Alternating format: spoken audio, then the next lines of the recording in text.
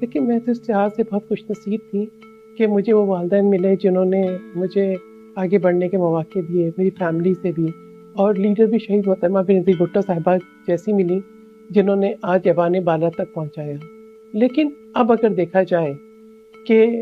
جب آپ ایوان میں پہنچ جائیں، آپ کی لیجسلیٹو ایفرٹس ہوں، آپ کے بل پاس نہ ہوں، جو بل آپ نے پچھلے سال جو ہے جمع کرائے ہوں وہ قائمہ کمیٹی میں نہ آئے، جب قائمہ کمیٹی میں آئیں تو کوشش یہ کی جائے کہ ان کی اہمیت کو نظر انداز کر کے اور ان کو فوری طور پر رد کر دیا جائے، یا جو ہے آپ کو آخری نشست پہ بٹھایا جائے اس لیے کہ جو دوسری نشستیں ہیں وہ جو ہے کچھ مخصوص لوگوں کے لیے مخصوص ہیں،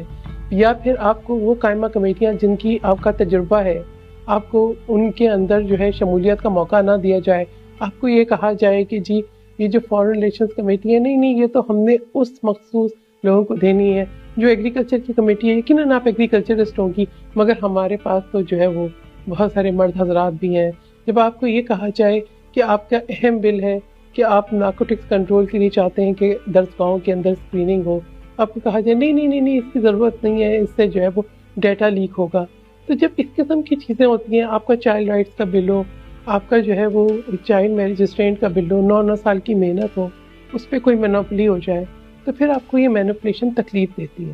اور میں کہتی ہوں یہ حقیقت ہے، خواتین ہر سطح پہ چاہے وہ پارلیمان ہو چاہے ہمارا معاشرہ ہو جو ہے وہ ہریسمنٹ کا شکار ہے۔ ہم چاہے کتنا ہی مضبوط قسم لیں، میں تو ہر لمحے کمی محسوس کرتی ہوں کہ شہید محترمہ بینظیر بھٹو صاحبہ ہمارے درمیان نہیں ہے، حالانکہ ہماری پارٹی پھر موقع دیتی ہے۔ آصفہ بھٹو زرداری جو ہے خاتون اول، ان کی موجودگی ہمارے لیے طاقت کا باعث ہے، لیکن میں سمجھتی ہوں کہ نظام ان کو بھی کمپرومائز کرتا ہے۔ وہ جو مواقع خواتین کو ملنے چاہیے ہیں ہم اس کے لیے ذہنی طور پہ تیار نہیں ہیں۔ کیا کبھی پاکستان کا صدر کوئی خاتون ہوگی؟ کیا ہم یہ دیکھیں گے کہ سینٹ کی چیئر جو ہے خاتون ہوگی؟ کیوں ہم اس بات کے لیے ذہنی طور پر تیار نہیں ہیں کہ ہم خواتین کو کوئی خاتون جو ہے وہ پاکستان کی آرمی جنرل بھی ہو سکتی ہے،